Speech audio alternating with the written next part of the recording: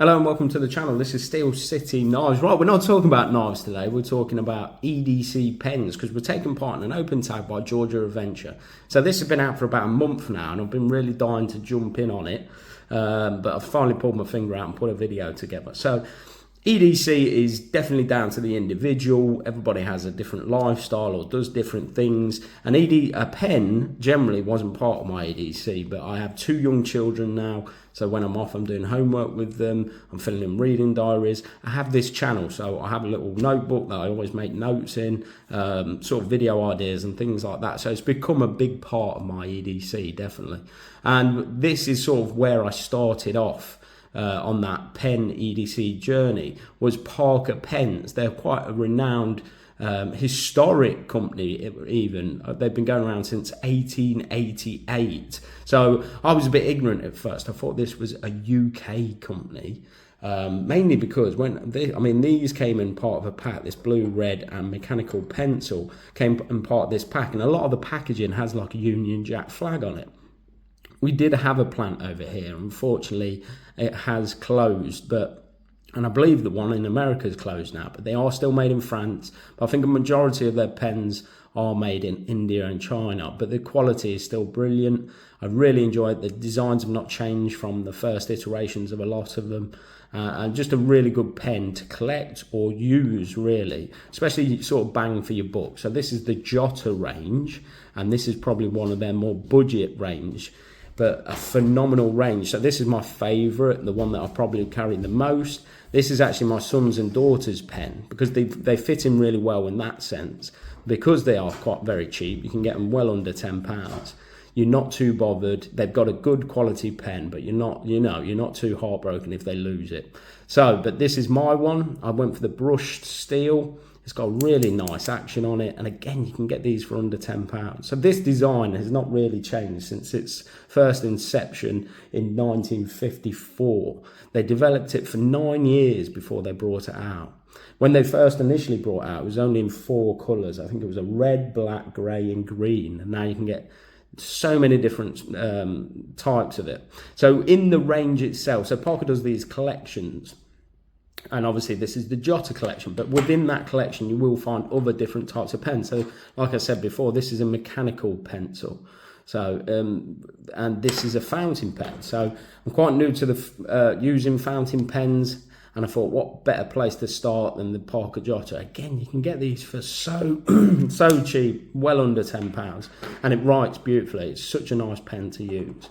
But yeah, this is sort of I'm just sort of stepping foot into the pen EDC sort of journey, but this is a good place to start, and Parker is a good brand to collect anyway. So some of the other collections that they do are, should we go through them? So they do the Duo Fold, they do the Ingenuity, they do the Sonnet, they do the Parker 51, they do the Urban, which I've got one of these, they're very nice, the Parker IM and the Vector XL. So yeah, and I think I shown this one a few weeks ago. This is the Folio. It's an all copper one. Again, they're just really classic, sort of timeless designs. And they are timeless because a lot of them haven't changed. This is a screw, to get it open and close. But the action, everything about them, they are an absolutely stunning design. Really enjoy carrying them. The thing is about EDC, you suddenly become the guy that's always got a knife, always got a pen.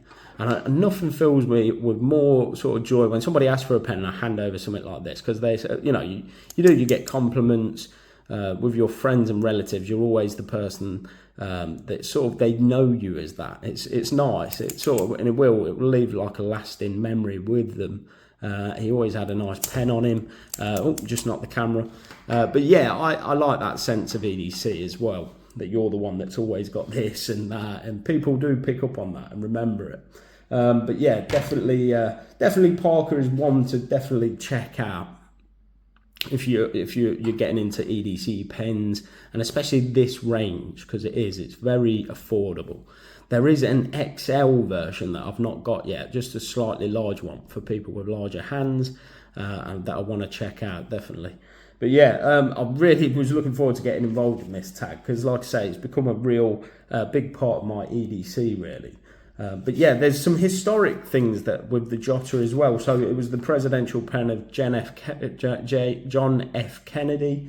And the other thing about Parker that I never knew, so the World War II surrender was actually signed by a Parker 51, doing a little bit of research. But if you go on Parker's website, they have this brilliant timeline of all their different releases of different pens, and then some historical sort of time points of what they, you know, because they invented a trench pen. They've developed, like they brought out the Quink, which is a quick drying ink essentially that they still use today. So a lot of the stuff on that timeline are still collections, or you can still get now. And like I say, the design has not changed. A big part of Parker as well. They've got 2 royal warrants as well. So this is by the late Queen Elizabeth II, and this is an old box. So it says Prince Charles, now the King Charles. So you only get these if you maintain a certain standard, your quality control's there, and that the royal family actually endorses and uses these products as well. So, but yeah, that, you know, when you've got like royal warrants, it's a sign that it's a good brand and that it's maintained to a certain level. So it's a shame that they still don't have the plants over in America and over here. Unfortunately, they closed down. Like I say, the plant's still up and running in France, and like I say, a lot of them are being made in India and China, unfortunately, but the quality is still there. They've not, you know, I've never had an issue with any of them. The action's brilliant. Like I said before, I actually bought these for my children, so this is my sons and my daughters. They're good in that respect. You're giving them a good quality pen that's not going to break the bank. So definitely, and they enjoy writing with them, that's for sure. Right, just a quick one from me. I'll see you on the next one. Cheers.